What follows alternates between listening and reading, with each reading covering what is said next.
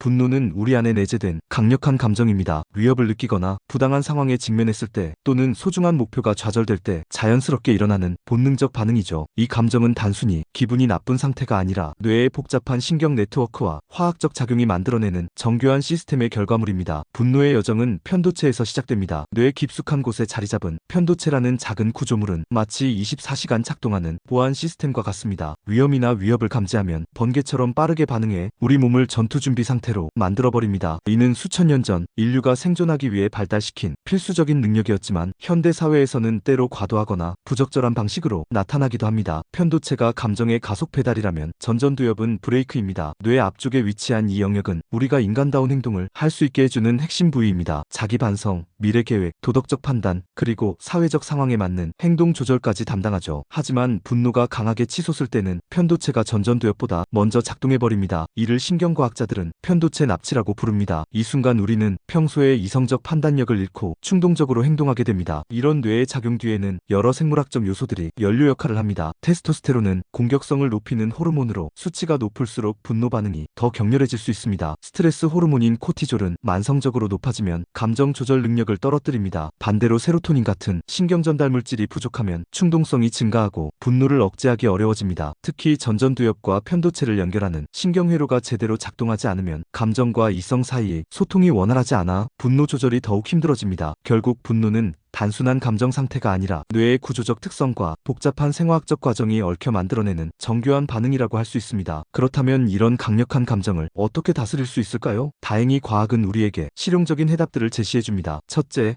전전두엽을 강화하는 가장 효과적인 방법 중 하나는 명상과 마음챙김 훈련입니다. 매일 조용한 시간을 내어 호흡에 집중하거나 몸의 감각을 차근차근 살펴보는 바디 스캔 명상을 해보세요. 이런 훈련은 우리 두뇌의 감정 조절 능력을 향상시켜 격한 상황에서도 한 템포 쉬고 생각할 수 있는 여유를 만들어줍니다. 둘째, 우리가 상황을 해석하는 방식을 바꾸는 것만으로도 분노의 강도를 크게 줄일 수 있습니다. 예를 들어 누군가 나를 무시했다고 생각될 때 저 사람도 힘든 일이 있을 수 있겠다 또는 내가 오해한 것일 수도 있다라고 다시 생각해보는 것입니다. 이런 관점의 전환은 편도체의 과잉 반응을 줄이고 더 균형 잡힌 감정 반응을 가능하게 합니다. 셋째, 규칙적인 운동은 세로토닌 수치를 안정화시키고 스트레스를 해소하는 강력한 도구입니다. 하루 30분 정도의 유산소 운동만으로도 분노의 임계점을 높일 수 있습니다. 또한 충분한 수면은 뇌가 감정을 제대로 조절할 수 있는 기본 조건입니다. 잠이 부족하면 편도체가 더 예민해지고 전전두엽의 기능이 떨어집니다. 넷째, 감정에 이름을 붙여보세요. 나는 지금 화가 났다라고 명확히 표현하는 것만으로도 뇌에는 놀라운 변화가 일어납니다. 감정을 언어로 표현하는 행위 자체가 편도체의 활동을 진정시키고 전전두엽을 활성화한다는 연구 결과가 있습니다. 감정을 억누르려 하지 말고 오히려 정확히 인식하고 표현해보세요. 다섯째,